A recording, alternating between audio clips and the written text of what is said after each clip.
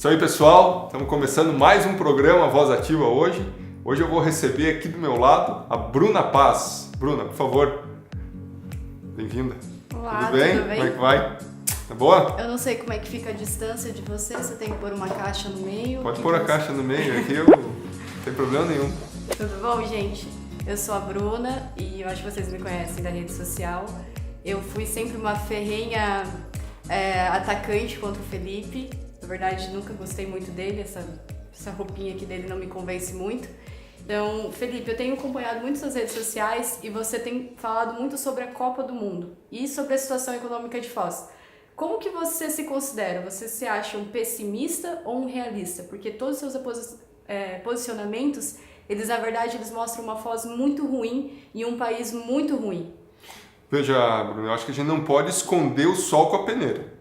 Nós temos que ser realistas. O que não dá é para a gente mostrar uma realidade que não existe. Então, eu não posso sair vendendo uma Foz do Iguaçu que ela não existe. Por quê? Porque as pessoas sabem exatamente o que está acontecendo em Foz do Iguaçu. O trabalho que nós estamos fazendo de comparar Foz e até mesmo o Brasil na Copa do Mundo com outras regiões é simplesmente para a gente escancarar, mostrar uma situação que as pessoas já estão sofrendo. Então eu sou realista dentro daquilo que está acontecendo. Acho que um dos grandes problemas, até mesmo da nossa cultura brasileira, eu me enquadro nisso, é da gente pegar muitas vezes e não querer enxergar a realidade daquilo que está acontecendo na nossa vida, no nosso cotidiano, dos problemas no nosso dia a dia. Então eu sou um realista.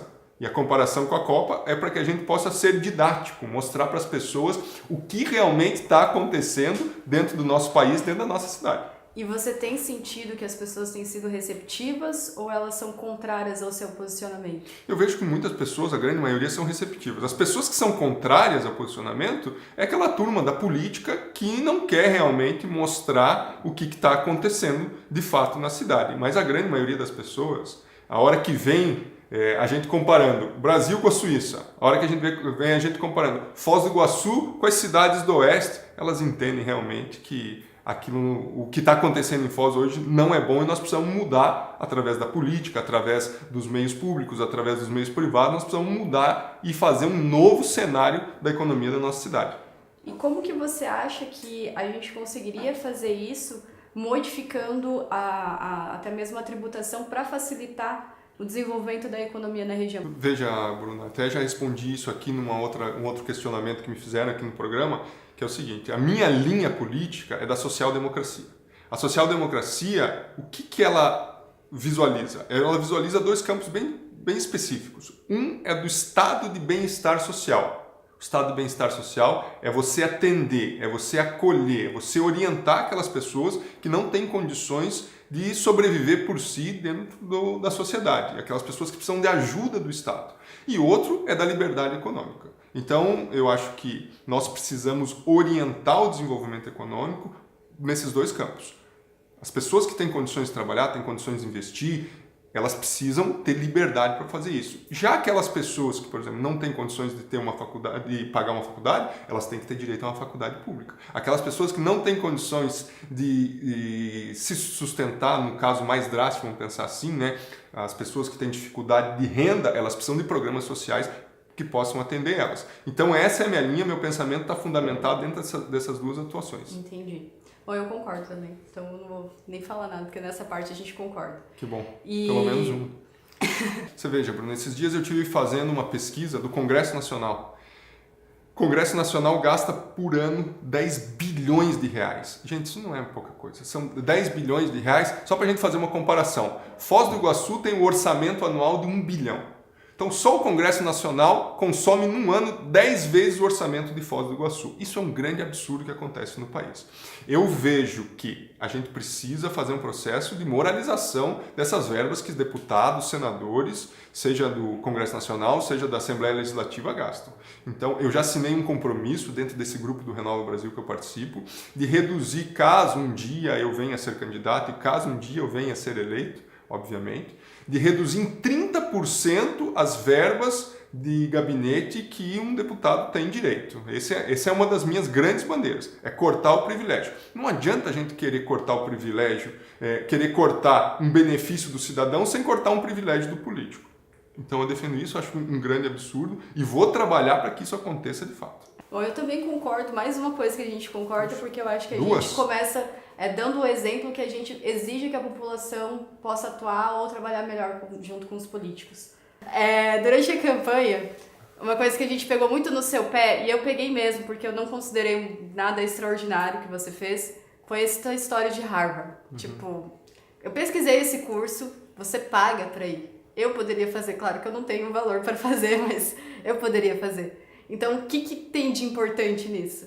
Veja, o primeiro, assim, a pessoa pode até ter dinheiro, mas não é qualquer pessoa que pode entrar na faculdade de Harvard.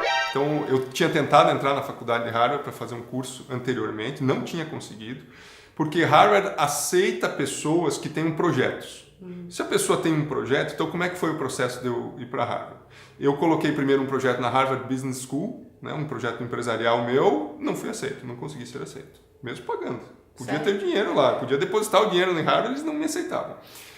Quando surgiu todo esse meu envolvimento político, eu coloquei na plataforma de Harvard o projeto político, que é o projeto que a gente defende. E aí eles me aceitaram na Harvard Kennedy School, que é a escola de negócios públicos de Harvard, e aí sim, aí depois que você aceita, você tem que pagar. Mas eu assim, acho que as pessoas que desejam fazer o curso têm que ir lá, têm que tentar. Desejo que muitas e muitas pessoas tenham a mesma experiência que eu pude ter em Harvard, que foi uma experiência fantástica. Eu tive lá, ficando na sala, tendo aula com 50 pessoas de 12 países diferentes. Foi uma experiência muito bacana para mim. Tá, e qual que foi o projeto que foi aprovado por eles? Eu coloquei na plataforma de Harvard o projeto político voluntário, defendendo que a política, a gente tem que tirar essa monetização tão grande da política, que o político não pode depender 100% da política e que ele tem que fundamentar a vida dele além da política, porque senão acontece o que está acontecendo hoje no Brasil, né? O cara cria uma carreira na política, então ele entra na política novo e ele vai fazendo carreira e sustenta a vida dele inteira na política.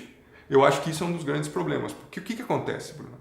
A pessoa daí começa a fazer campanha, começa um mandato dela, ela ganha, por exemplo, um político foi lá, entrou e ganhou. Aí ele começa a ter benefícios daquilo, e ele não quer mais perder aquele benefício. E daí todo o mandato do político, ele trabalha para poder se reeleger. Hoje no Brasil a gente tem reeleição, por exemplo, para deputados infinita. A pessoa pode se reeleger para deputado quanto tempo quiser. Eu acho que isso é um erro da nossa política. A gente não renova a política. O político fica lá 10, 20, 15, 30 anos e acaba fundamentando toda a vida dele. Mas qual que é o grande problema disso? Vamos supor, se o político, vou pegar aqui um caso extremo, o político fica lá 30 anos, mas faz um trabalho destinado à comunidade, à população, beleza. O problema é que o político entra hoje, o primeiro ano de mandato ele começa a trabalhar para ele se reeleger dali 4 anos. Esse é o grande problema. É isso que eu tenho combatido e foi isso que eu fui combater em Harvard. Mas você não acha que isso afasta pessoas que não são, por exemplo, que não têm uma empresa, que não têm como trabalhar, mas que queiram atuar pela população? Isso não afasta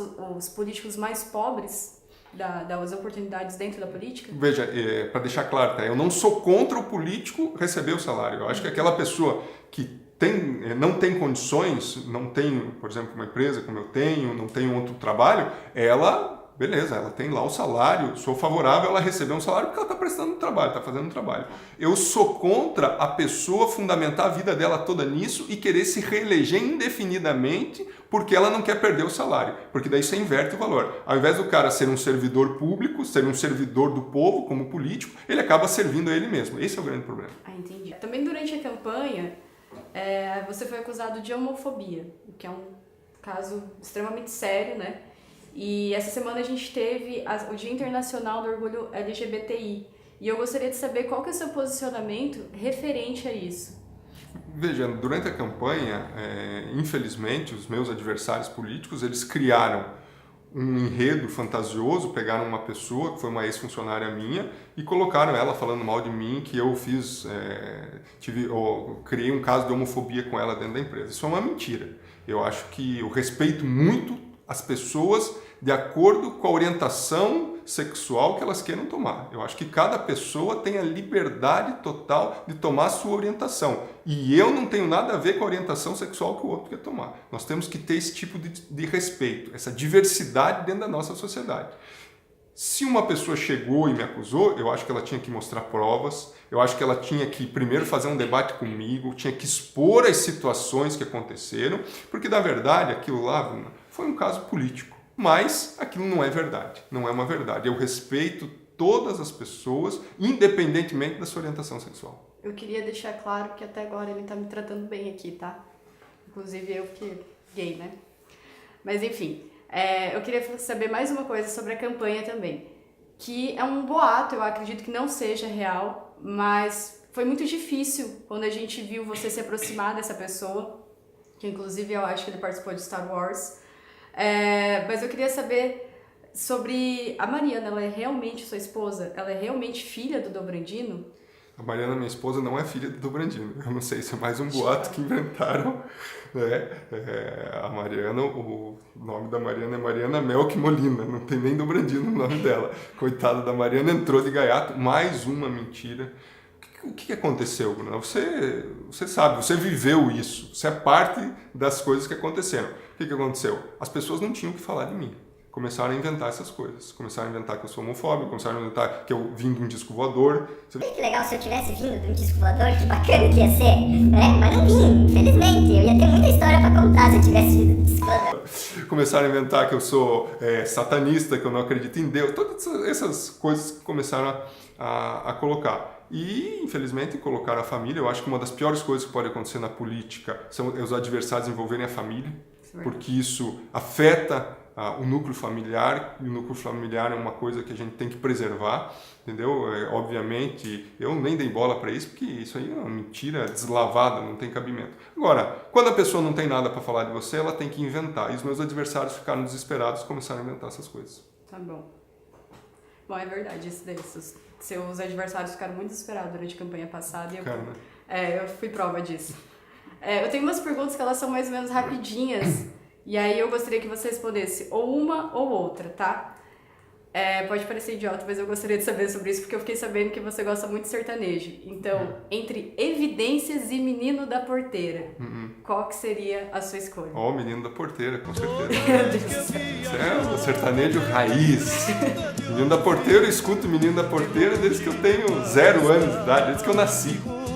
A gente perdeu alguns votos aí, porque nessa cidade tem muita gente que gosta de Evidências, inclusive eu. Mas tá? Evidências é uma música boa, né? Não podemos negar, né? É uma música emotiva.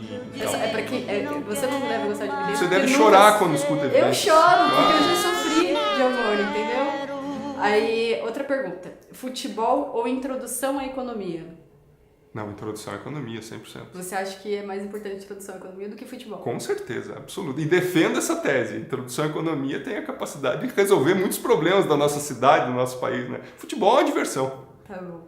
E essa aqui talvez, não sei se você vai querer responder, mas é uma pergunta até que eu gostaria de saber a sua opinião.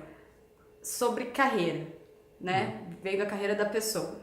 Você considera Chico prefeito ou Chico deputado como uma das melhores atuações?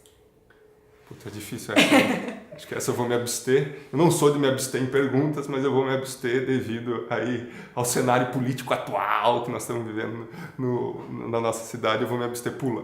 Tá. Então, a última, é uma coisa também que eu venho há muito tempo querendo te questionar. Se você fala muito sobre essa questão da justiça, da economia, e eu gostaria de saber se você acha correto o bacon no Subway ser R$3,50 o extra. Não, porque até hoje eu não consigo entender como meus baratos do dia dão R$20. Não, dão R$20 você come muito. Não, é um lanche normal, mas o bacon a R$3,50 eu continuo achando uma sacanagem. Não, eu acho que é muito caro mesmo. O bacon a R$3,50 é fruto da carga tributária que nós temos no país, é fruto do problema de logística que nós temos, porque até o bacon sair lá do frigorífico e chegar, ser processado na indústria e chegar para ser servido no Subway, isso aí é imposto em cima de imposto. Eu queria vender o bacon a 50 centavos, porque eu adoro bacon. Entendeu? Mas, infelizmente, custa 3,50. Você podia fazer um dia sem imposto para todo mundo, né? Podia, quem sabe a gente faz. Vamos fazer então. Vamos ver se o governo me libera o imposto para eu poder fazer isso. Bora Mas fazer não dá para isso fazer, daí. eu sei que o governo não vai me livrar, então não vou poder fazer. Vamos fazer uma campanha na internet aí, bacon a menos de 50 centavos, gente. Quem sabe? Bom, Felipe, muito obrigada por me receber. Valeu. Foi muito bom estar aqui. Realmente você É uma coisa assim que eu acho que eu já te encontrei e eu já tinha te falado isso. Eu sou uma coisa? Você é uma coisa. Não, mas a sua... Eu sou uma pessoa. Tá.